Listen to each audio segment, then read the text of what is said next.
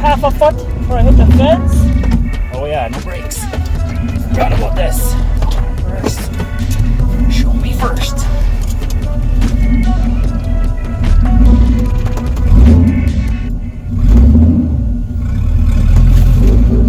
Not snow. Oh, come on.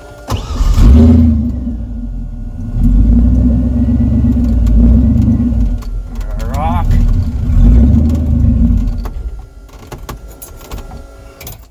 You know what? I'll just put it in for the starter.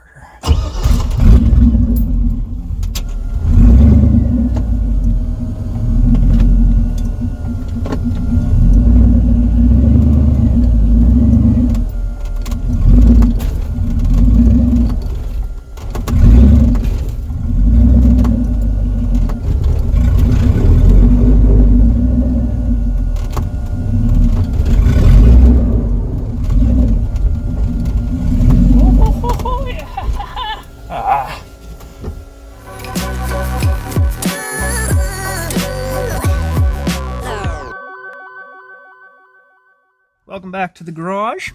If you're an old subscriber, I guess age is kind of whatever. Welcome back to the garage. As you can see, we got the Z up and running under its own power. Where's my door handle? And yeah, it's been a while since I did an update or even a video. Fix that. My lock handle's trying to fall out. Well, we're gonna have to fix that. Alright, I'll stay. I think what we're gonna do today is I'm really not up for work. Mostly because I'm lazy. Sorry, Dad. If you're new, welcome, and if you're old, then yeah, welcome back.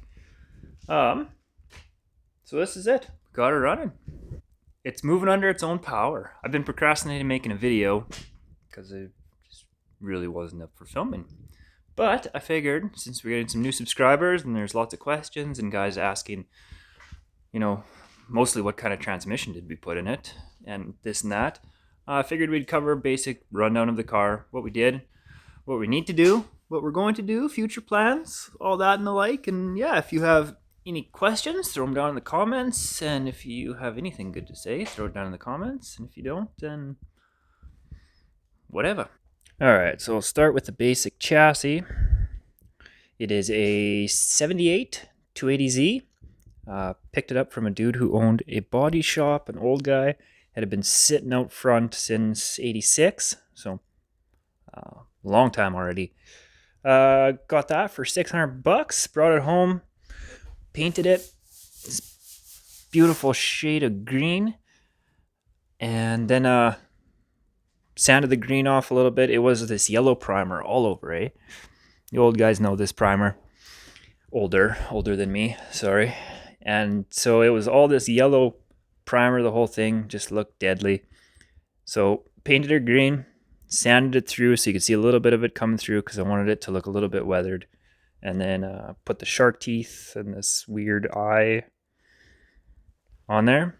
Clear coated it, and now it's filthy, but yeah, needs a good wash. Anyway, wheels, just 15-inch XXRs. I think they're 15 by 8. Probably not wide enough. I doubt that I'll get any traction, but it is what it is.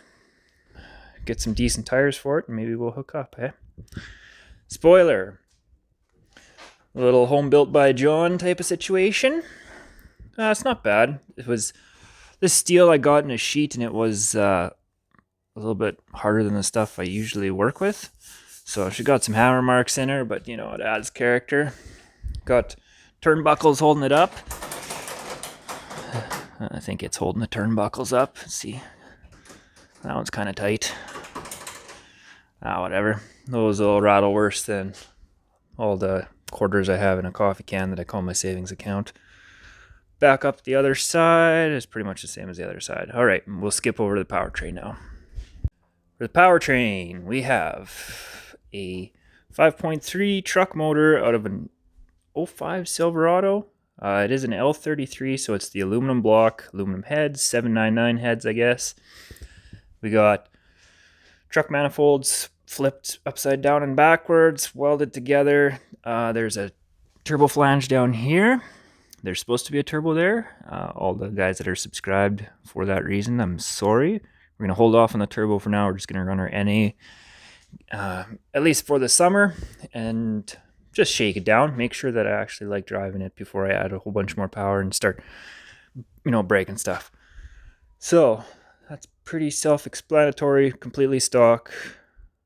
For a fuel system, we have factory pretty much fuel system. The pump is in the back, external. You could hear it whining when I flipped that little switch on. It is a 044, just an Amazon knockoff, I guess. The regulator is also back there, and a fuel filter. I left everything tucked in as far as I could. Exhaust.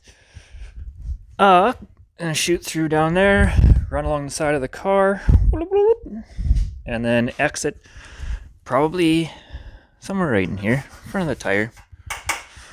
We have a little side pipe action.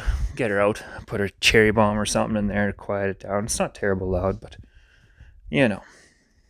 Moving on. Now, the thing that everyone wants to know about is a 4-speed out of an early 80s Chevy pickup. It was a diesel, 6.2 diesel, and 4-speed. It is a MP440, new process 440. Now, from what I understand, they use the same case as Chrysler A833, and then they have the Muncie SM465 tail shaft and input shaft. Wow. That's what I found on the internet. I don't know if it'll be good or if it'll be junk. They do come with a factory Hurst shifter, like the whole mechanism assembly thing. So it probably won't be any gear slammer. So it is just a truck transmission, but we'll test her out, see if it holds, eh? Okay, I know some guys are going to be wondering what we did for a clutch. I have had that question. Focus. There you go-ish.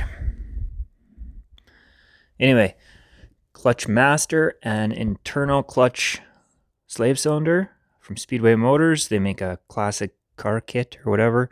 I got to get my own line made up. I don't know. It is what it is. And the little bit that I've driven it in and out of the garage, it seems to work fine. Clutch pedal has good feel. Oh, come on.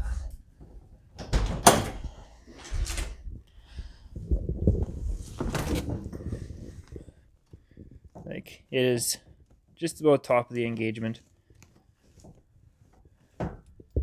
That deadly. And in case some of you are wondering what this bungee cord is just doing here,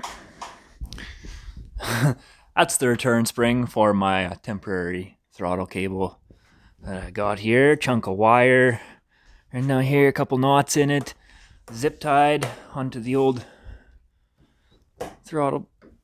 Oh, I can barely even push it.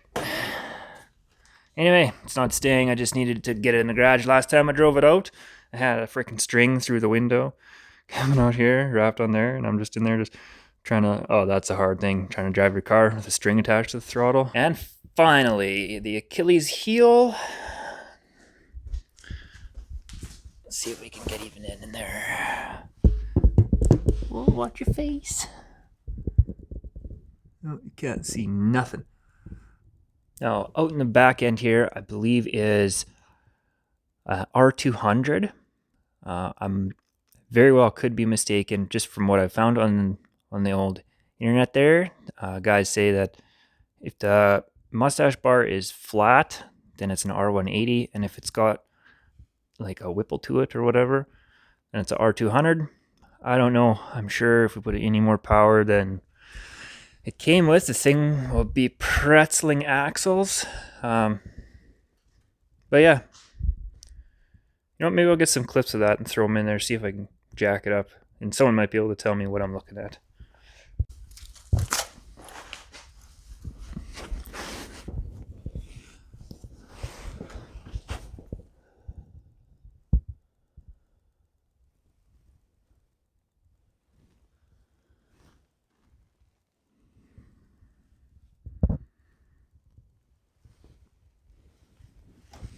To the interior.